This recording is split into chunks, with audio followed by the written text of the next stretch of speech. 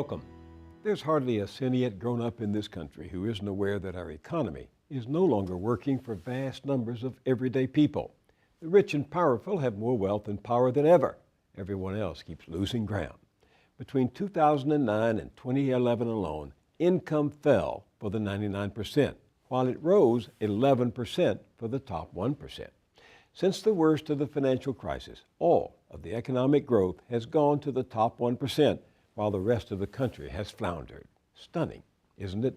The behavior of many of those 1%ers brought on the financial crisis in the first place. We turned around and rescued them, and now their wealth is skyrocketing once again. At the bottom, working people are practically flat on their back. President Obama has finally recognized they need help. In his State of the Union, he proposed an increase in the minimum wage. Tonight, let's declare that in the wealthiest nation on earth, no one who works full-time should have to live in poverty, and raise the federal minimum wage to $9 an hour.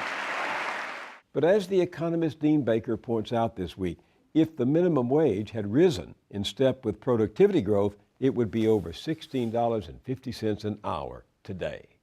We talk a lot about what's happening to the middle class, but the American dream's really become a nightmare for the poor.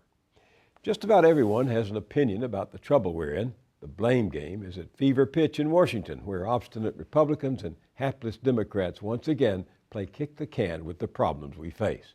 You wish they would just stop and listen to Richard Wolff.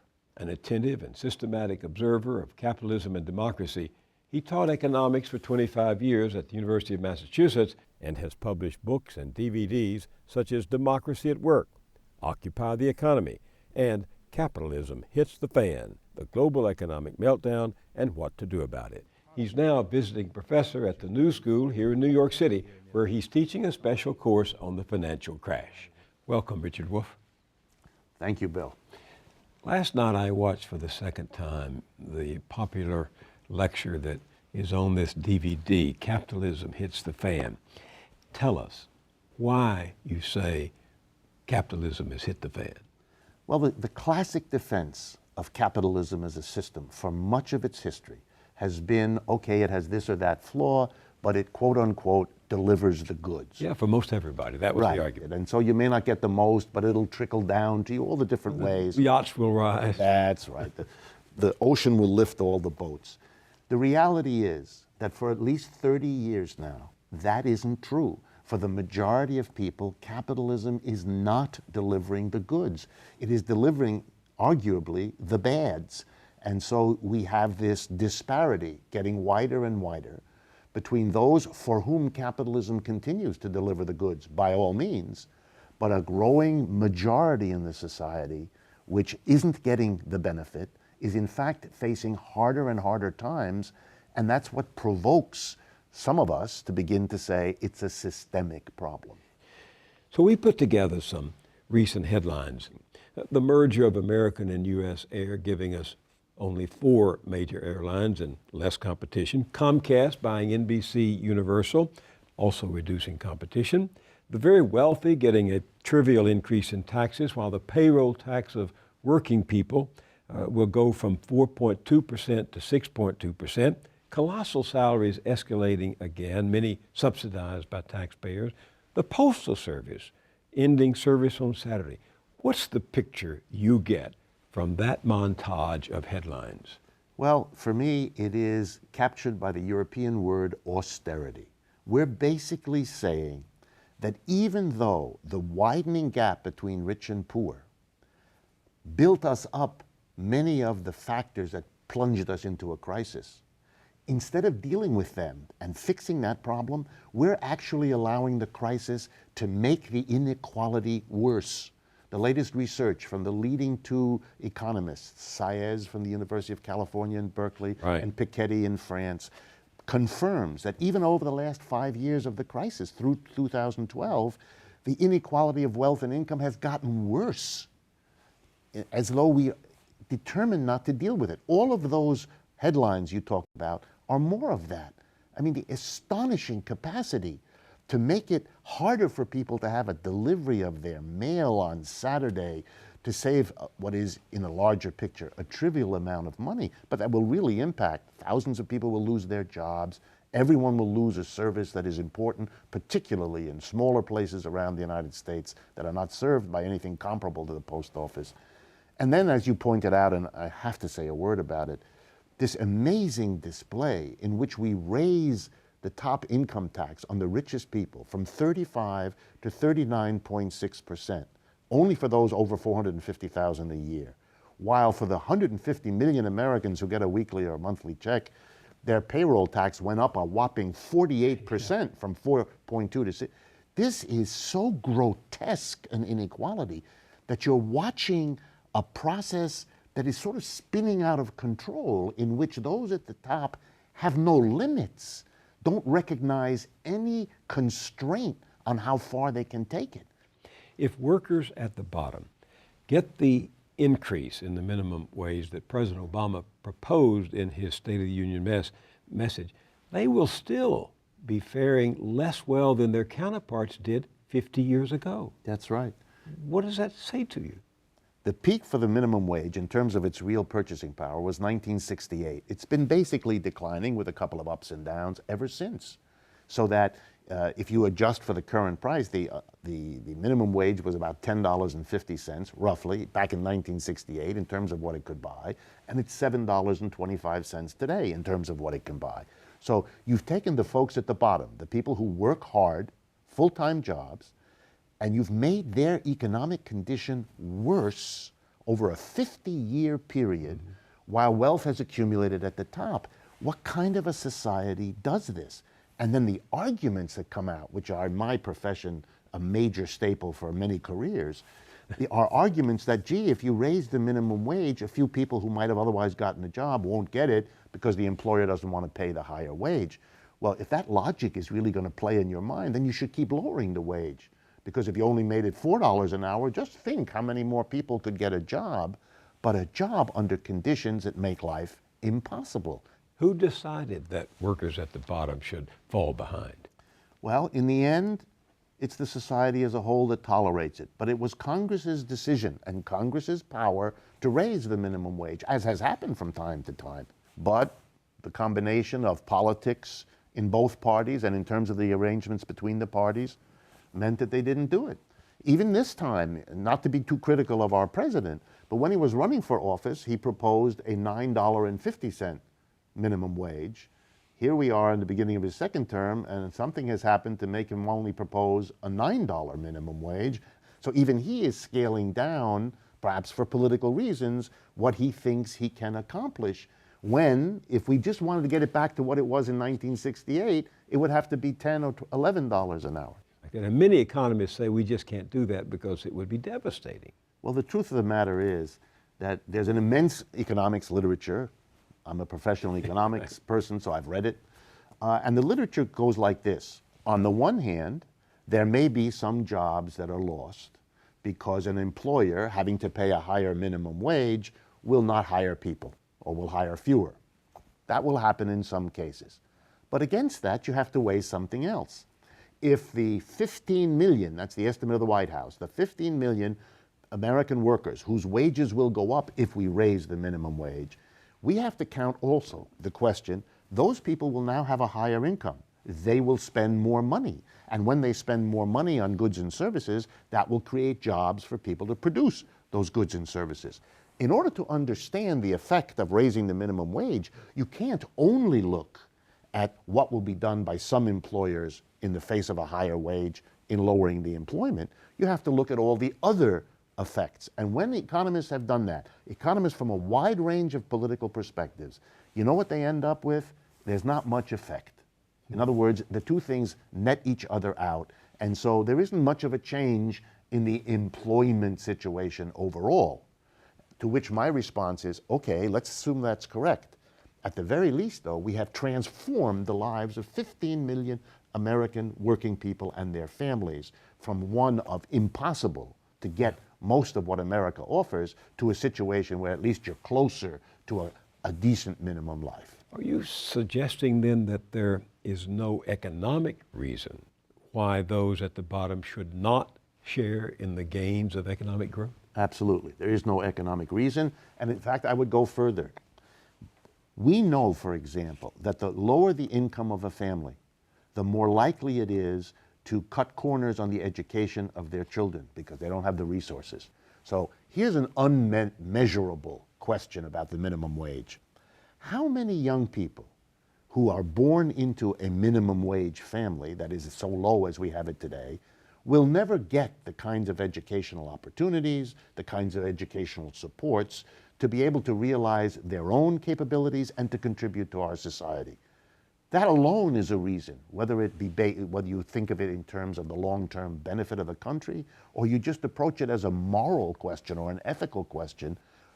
By what right do you condemn a whole generation of young people to be born into families whose financial circumstances make so much of what they need to become real citizens impossible? You remind me of something that President Obama said in his second inaugural address. We are true to our creed when a little girl born into the bleakest poverty knows that she has the same chance to succeed as anybody else because she is an American, she is free, and she is equal not just in the eyes of God, but also in our own. That's eloquent, but hardly true. That's right. And it's painful for some of us to hear that because it is so obviously untrue. It is so obviously contradicted by the realities, not just of those who work at the minimum wage, but all of those who work at or even at 50% above what we call the poverty level. Because when you look at what families like that can actually afford, they have to deny huge parts of the American dream to their children and to themselves as a necessary consequence of where they are put. And I don't need to be an economist to put it as starkly as I know how. We can read every day that in the major cities of the United States, apartments are changing hands for $10, $20, $30, $40 million. People have enormous yachts that they cruise. We all see it. We all know it. We even celebrate it as a nation. How does that square with millions of people in a position where they can't provide even the most basic services and opportunities? We don't have equality of opportunity because there is no shortcut. If you want equality of opportunity, you're going to have to create equality of income and wealth much closer to a genuine equality than anything. We're going in the other direction. And so I agree with you. It's stark if our president talks about something so divergent from the reality. When study after study has exposed the myth that this is a land of opportunity, how does the myth keep getting perpetuated? Well, my wife is a psychotherapist, and so I ask her that question often, and here's what she says to me. Often, people cling all the harder to an idea precisely because the reality is so different and becoming more different. In other words, I would answer, the myth of equal opportunity is more attractive, more beautiful, more something people want to hold on, the more they know it's slipping away. And they would like to believe that this president or any president who says it might somehow bring it back. When you say that there's no economic argument that people should be kept at should not share in the gains of economic growth, the response is, well, that's what the market bears. Well, you know, in the history of economics, which is my profession, it's a standard play on words. Instead of talking about how the economy is shaped by the actions of consumers in one way, workers in another way, corporate executives in another way, we abstract from all of that and we create a myth or a mystique. It's called the market. That way you're absolving everybody from responsibility. It isn't that you're doing this, making that decision in this way. It's rather this thing called the market that makes things happen. Well, every corporate executive I know knows that half of his or her job is to tweak, manipulate, shift, and change the market. No corporate executive takes the market as given. That may happen in the classroom, but not in the world of real business. That's what advertising is. You try to create the demand if there isn't enough of it to make money without doing that. You change everything you can. So the reference to a market, I think, is an evasion. It's an attempt to make abstract the real workings of the economy so nobody can question what this one or that one is doing. But let me take it another way. To say that it's the market is another way of saying it's our economic system that works that way. That is a very dangerous defense move to take. Why? Because it plays into the hands of those like me who are critical of the system.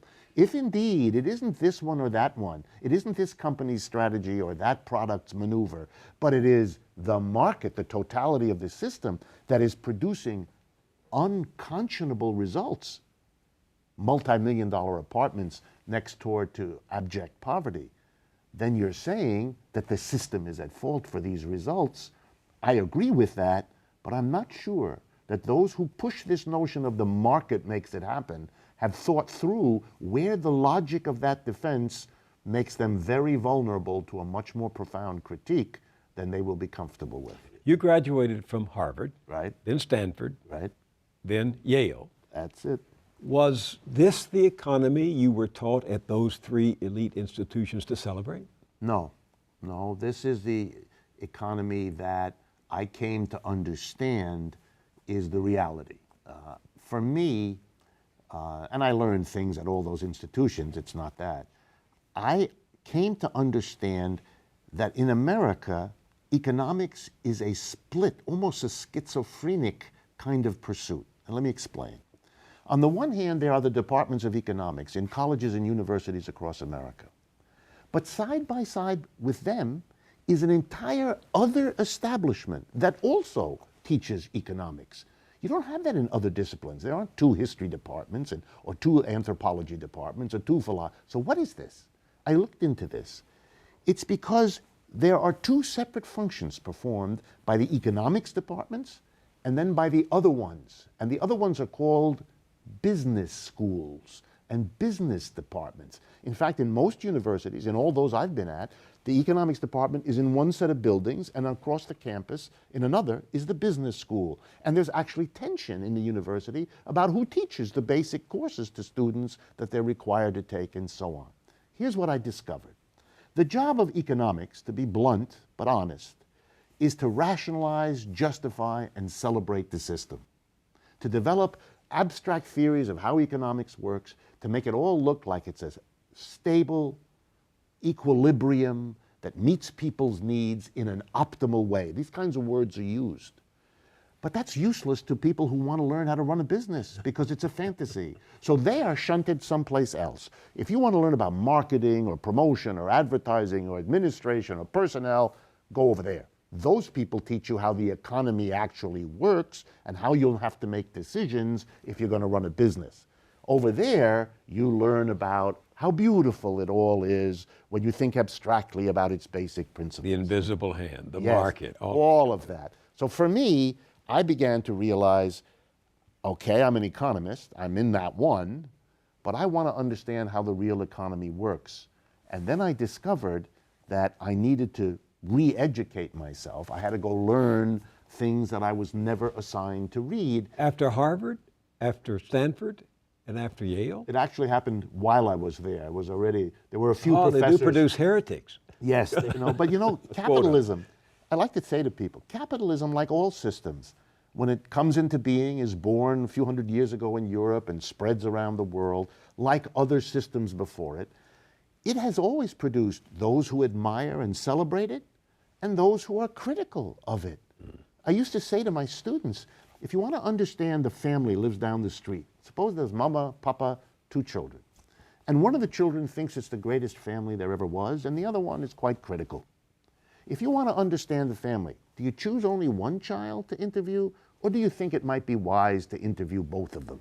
For me, I began to interview the critics of capitalism because I thought, let's see what they have to say.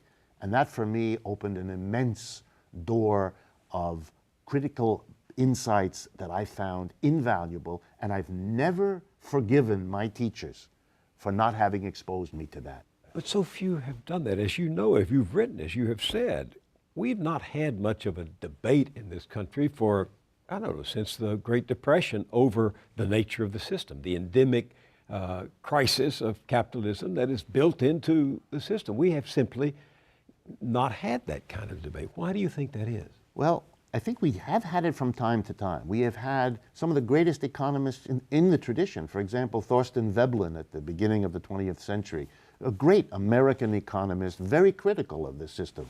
Someone who taught me, Paul Sweezy, another Harvard graduate. These are people who have been around, and at various times in our history, the beginning of the 20th century, during the 1930s, again in the 1960s, there was intense debate. There has been that kind of thing in our history. I mean, we as Americans, after all, we take a certain pride, which I think is justified. We criticize our school system. We just spent 2 years criticizing our health delivery system in this country. We criticize our energy system, our transportation system. And we want to believe, and I think it's true, that to criticize the system, to have an honest debate, exposes flaws, makes it possible to repair or improve them, and that our society benefits.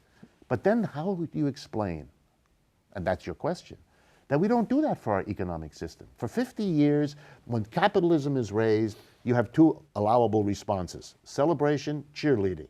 Yeah. Okay, that's very nice, but that means you have freed that system from all criticism, from all real debate. It can indulge its worst tendencies without fear of exposure and attack. Because when you begin to criticize capitalism, you're either told that you're ignorant and don't understand things, or, with more dark implications, you're somehow disloyal. You're somehow a person who doesn't like America or something. Yeah, like that emerged, as you know, in the Cold War. That emerged when to criticize the American system was to play into the hands of the enemies Right. of America, the communists. And so it became disreputable and treasonous Yeah. to do what you're doing today. And for my colleagues, it became dangerous to your career. If you went in that direction, you would cut off your chances of getting a university position or being promoted and getting your works published in journals and books, the things that academics need to do for their jobs. So yes, it was shut down and shut off. And I think we're living the results. You know, if I were Of the silence. Of yes, of the lack of debate. We're living in an economic system that isn't working. I guess I'm a little bit like one of those folks in the 12-step programs. Before you can solve a problem, you have to admit you got one. And before we're going to fix an economic system that's working this way and producing such tensions and inequalities and strains on our community, we have to face the real scope of the problem we have, and that's with the system as a whole. And at the very least, we have to open up a national debate about it. And at the most, I think we have to think long and hard about alternative systems that might work better for us. I was intrigued to hear you say elsewhere that this is not just about evil and greed. And yet you went on to say, capitalists and the rich are determined not to bear the costs of the recent bailouts or the crisis itself. You even go so far as to suggest, as to question their patriotism and that they may not have the country's interest at heart. If that's not greed, what is it? Well, I think it isn't greed, and let me explain why. Yes, I'm critical of corporations and the rich because they do call the shots in our society, and so that brings on them a certain amount of criticism, even though they don't like it. So I will do that. But beyond that, let me absolve them in the following way. Bankers do what this system goads them to do. If you talk to a banker, he or she will explain to you, these are the things that will advance the interests of my bank. These are the problems I have to overcome, and that's what I try to do. And my understanding, and I've looked at this in great detail, is that that's correct. They're not telling a story. They're doing. They're following the rules. They do the things that advance their interests, and they avoid the things that would damage their interests. That's what they're hired to do as executives or as leaders of their institutions, and that's what they do to the best of their ability. So, for example, I'm not enthused about arresting these people or punishing them in this or that way, and the reason is simple. If we get, I won't mention any names, but we get some banker and we haul him up in front of a court and we find out he's done some things that are not good, and we substitute the next one. He gets arrested or he gets fined or he gets removed. The next one is subject to the same rewards and punishments, the same inducements, the same conditions. If we don't change the system, we're not going to change the behavior of the people in it. So in a sense, I do absolve them, even when they are greedy, because they're doing what this system tells them to do. And if we don't change the system, substituting a new crop will not solve our problem. You're also not enthused about regulation, which is what so many liberals and others are calling for now. Is there some parallel reason for that? Yes. I find it astonishing to hear folks talk about regulation. We regulated after every one of our great panics in the 19th century. By the way, in those years, we were more honest. We didn't refer to a Great Recession. We used much more colorful language. The panic of 1857. That describes what people felt. Anyway, after every one of our panics, crises, recessions, depressions, we have regulated. And the regulations were always defended, first by lower level officials and eventually by the president and the highest authorities, usually on two grounds. With this regulation, not only will we get out of the crisis we're in, but, and then there was a pregnant pause, we will prevent a recurrence of this terrible economic dilemma. It never worked. The regulations never delivered on that promise. We're in a terrible crisis now. So all the previous promises about all the previous regulations didn't work. And they didn't work for two reasons. Yeah, why? Either the regulations that were passed were then undone, or they were evaded. And that's the history of every regulation. During the Great Depression, it was decided, as it has happened again now, that banks behaved in an unfortunate way that contributed to the crisis. So in the Great Depression, a bill was passed, a regulation called the Glass-Steagall Act, 1933 Banking Act, which basically said there have to be two kinds of banks. The bank that takes deposits cannot make risky investments. For that, we need something separate called an investment bank. The first thing will be a commercial bank, takes deposits, and will make a wall between them. Okay. The bill was passed. For the banks, this was trouble. This was a problem. They didn't like this. So they spent the first 30 years, 20 to 30 years, evading it in 100 different stratagems. Meanwhile, they began to realize that with some work with politicians, they could weaken it. And after a while, they decided that even better than evading and weakening, why don't we just get rid of it? And so in the 1990s, they mobilized, led by some of our biggest banks, whose names everybody knows, and they finally succeeded. The Congress repealed the Glass-Steagall Act, and President Bill Clinton signed the repeal. It was a bipartisan repeal. It's a joke. That allowed the banks to make risky bets with their depositors' money. 8 years later, our financial system collapsed. It's like a joke. This is a system that creates in the private enterprise a core mechanism and a logic that makes them do the very things that need regulation and then makes them evade or undo those regulations. You probably saw the recent story that Facebook, which made more than $1 billion in profits last year, didn't pay taxes on that profit and actually got a $429 million rebate from you and me and all those other taxpayers out there. GE, Verizon, Boeing, 27 other corporations made a combined $205 billion in profits between 2008 and 2011, and 26 paid no federal corporate income tax. What will ultimately happen, Richard, if the big winners from capitalism opt out of participating in the strengthening, nurturing, and financial support of a fair and functioning society? Well, the worst example I just learned about a few days ago, and I got it actually from Senator Bernie Sanders from Vermont, that during the very years, 2009, 10, and 11, that the federal government was basically bailing out the biggest banks in the United States, they were busily establishing or operating subsidiaries in the Cayman Islands in the Caribbean in order to evade taxes. It's a wonderful vignette in which the very government pouring money to salvage these private capitalist institutions is discovering its own revenue from them being undone by their evasion of the regulations about income tax by moving to Cayman Islands where the corporate tax is zero instead of paying their corporate tax in New York or wherever they're based. Your assumption that runs through your books, through your teaching, through this very interesting DVD is that democracy, theoretically, if not practically, but you hope practically, acts as a brake, B-R-A-K-E, a brake on private power and greed. And it's clear that that brake doesn't work anymore, that it's not slowing down the growth of power to the capitalist class. Right, and I think it's very poetic here in the United States. In the 1930s, when we, after all, had a crisis even worse than the one we have now by most measures, higher unemployment and greater incidence of poverty and so on, we did still have a political system that allowed pressure from below to be articulated politically. We had the greatest unionizing drive in the history of the United States, the CIO. We had strong socialist and communist parties that worked with the CIO, that mobilized millions of people into unions who had never been in unions before.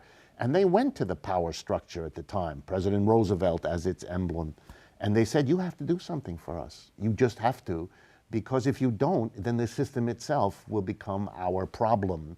And you don't want that, and many of us in the union movement don't want it either. Although some of the socialists and communists might have been quite happy to go that direction. And I think Roosevelt was a genius politician at that time.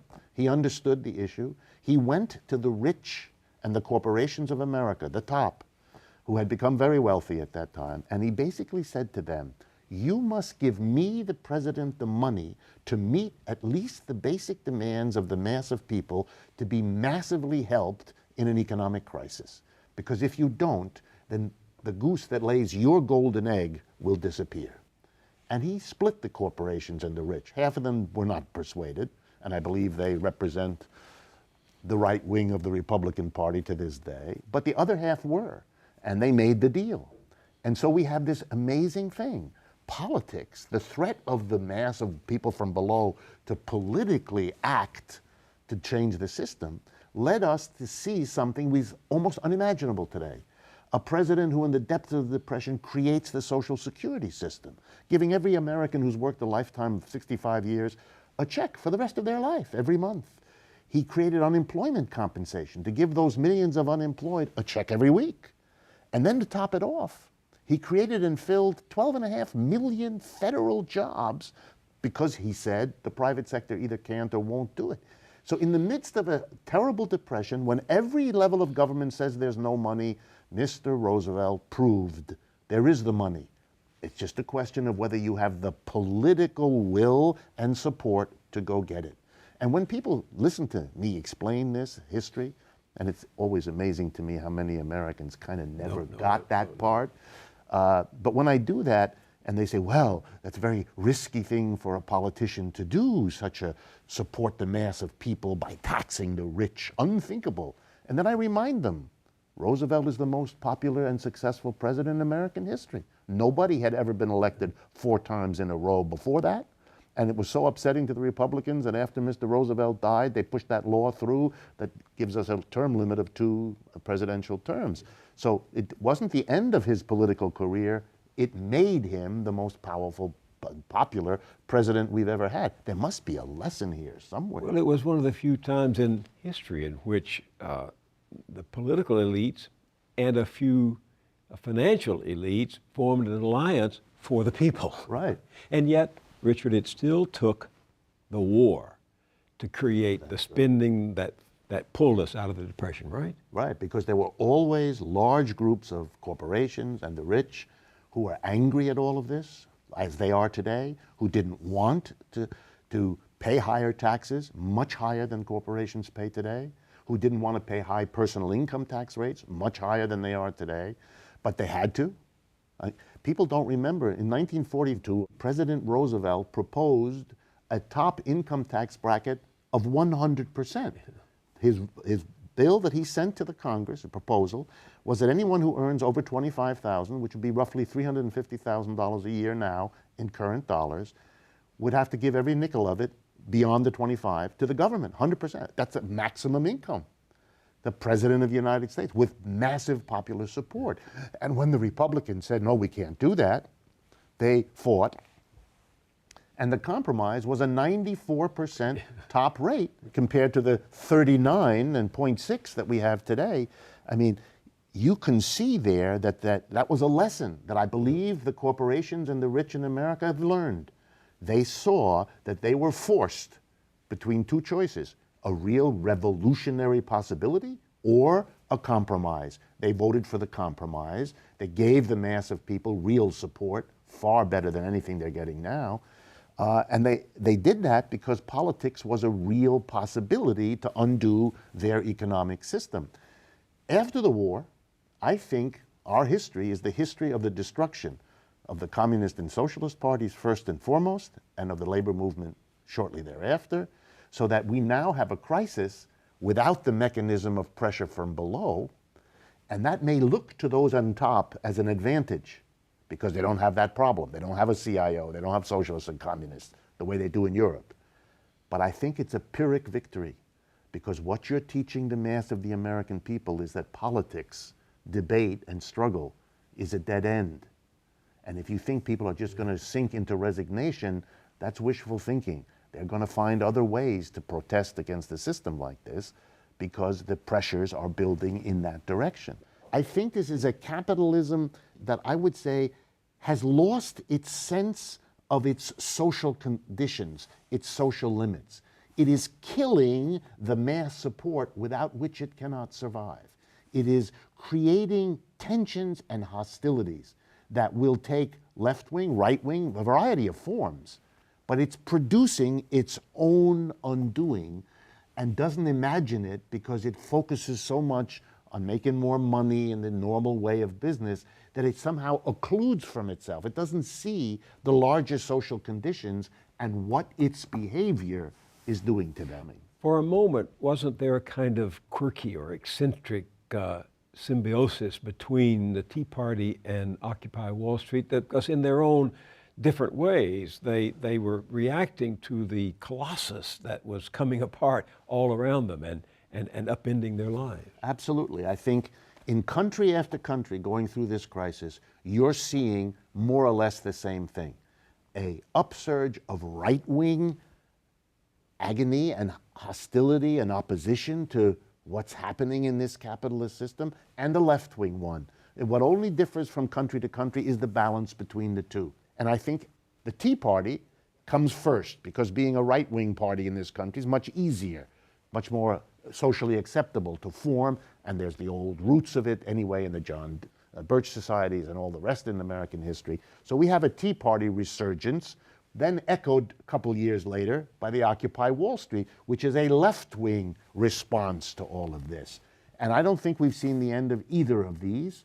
I think these were the first explosions of this process, the first reflections and signs of a society coming apart because capitalism can't deliver the kind of society and results that people want. And I think we're going to see more of it, and there may be different forms of it, but it is part of a system that has come, I think, closer and closer to its historical, if not end, then a severe crisis. But there is no agitation here. People seem not to know what to do here. Right. I think Americans are a little bit like deer caught in the proverbial headlights. They thought that they were in a society that kind of guaranteed that each generation lives better than the one before, that the American dream gets better and better and is available. They promised when they got married to one another to provide the American dream to each other, and then they promised their children to provide it to them, that the children would have a good education, that children would have the opportunity. They can't quite believe that it's not there anymore. You know, for 30 years, as the wages in America stopped rising since the 1970s, Americans reacted by doing two things, because they couldn't give up the idea that they were going to get the American dream.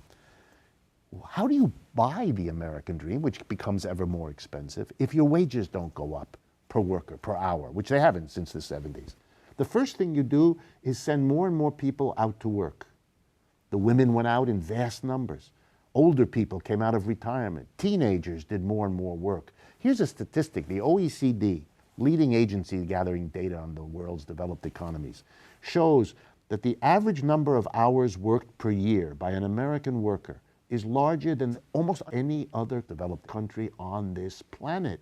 We work ourselves like crazy. That's what you do if the wages per worker don't go up. You send out more people from the family in order to be able to get that American dream. But of course, if you do that, everybody's physically exhausted.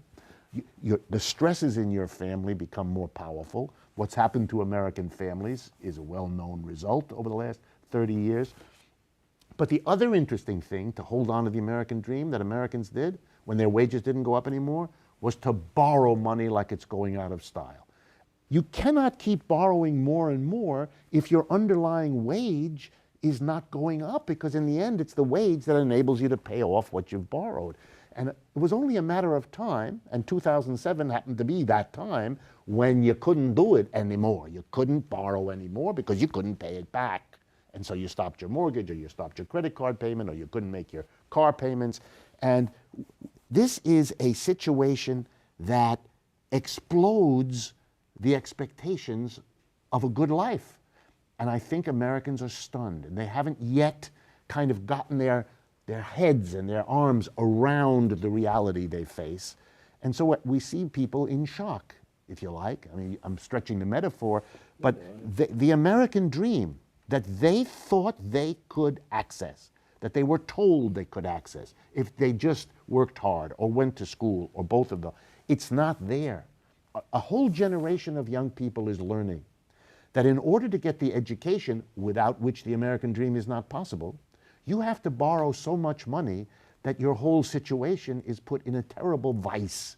Then you discover at the end of your 4 years and you have your bachelor's degree that the job you had thought you were then entitled to and the income you thought would go with it, they're not there.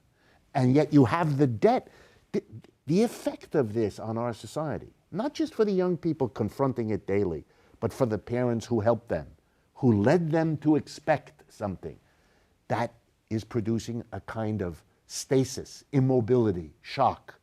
But beware, if my psychiatrist wife is right, as she usually is, what happens after that period of stasis, of shock, is a boiling over of anger as you kind of confront what has happened and that you were deceived and betrayed in your expectations, your hopes. And then the question is, where does that go?